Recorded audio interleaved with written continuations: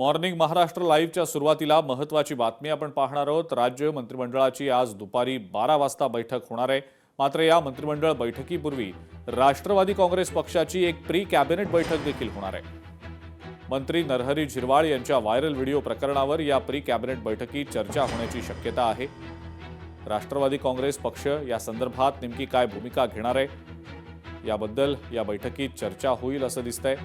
मंत्रिमंडळ बैठकीसाठी झिरवाळ उपस्थित राहतात की नाही याकडे सुद्धा सर्वांचं लक्ष असेल।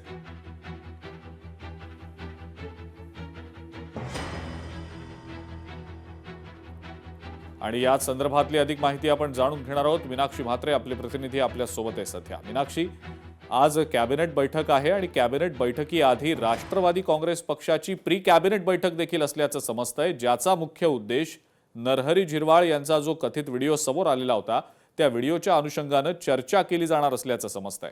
दोन्ही महत्त्वाच्या घडामोडींविषयी मीनाक्षी काय नेमकी माहिती आहे? निश्चितच अजिंक्य, कारण आज राज्य मंत्रिमंडळाची बैठक होणार आहे। दुपारी 12 वाजता मंत्रालयामध्ये ही बैठक पार पडणार आहे। त्यामुळे एकूणच या बैठकीपूर्वी नेहमी आपण पाहतो की अजित पवार यांच्या राष्ट्रवादी पक्षाची प्री कॅबिनेट बैठक जी आहे ती मंत्रालयातल्या 6व्या माळ्यावरतीच, म्हणजेच जिथे उपमुख्यमंत्री सुनेत्रा पवार आता तिथे ही बैठक घेताना पाहायला मिळणार आहेत। मात्र त्यांच्याच पक्षातले अन्न व औषध प्रशासन मंत्री नरहरी झिरवाळ यांचा सध्या व्हायरल व्हिडिओ प्रकरणामध्ये सध्या संपूर्णतः राज्यभरामध्ये एकच चर्चा आहे, ती म्हणजे विरोधकांकडून त्यांच्या राजीनाम्याची मागणी केली जात आहे। खरं तर पक्षाच्या वतीनं या सगळ्याच प्रकरणानंतर चर्चा झालेली आहे। नेमकं आता पक्षाच्या वतीनं काय भूमिका घेतली जात आहे, सुनेत्रा पवार काय नेमकं निर्णय घेतात याकडे प्रामुख्याने लक्ष राहणार आहे। मात्र आजच्या कॅबिनेट बैठकीसाठी मंत्री नरहरी झिरवाळ हे उपस्थित राहतात की नाही हे देखील प्रामुख्याने पाहिलं जाईल, कारण संपूर्ण राज्याचं लक्ष राहिलेलं आहे।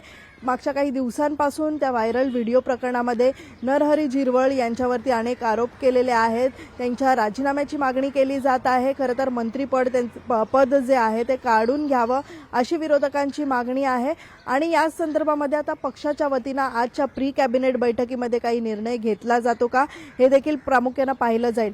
मात्र आजच्या कॅबिनेट बैठकीमध्ये खरं तर आपण पाहतोय की काही धोरणात्मक निर्णय असतील किंवा मग राज्यामध्ये अवकाळी पाऊस झालेला आहे आणि शेतकऱ्यांचं मोठं नुकसान झालेलं आहे, तर त्या संदर्भामध्ये काही महत्त्वपूर्ण निर्णय घेतला जातो का हे देखील प्रामुख्याने अजिंक्य पाहिलं जाणार आहे। ठीक आहे मीनाक्षी, आपलं या सगळ्या घडामोडींकडे लक्ष असेलच आणि तुमच्याकडनं या संदर्भातली अपडेट सातत्यानं आपण जाणून घेऊच।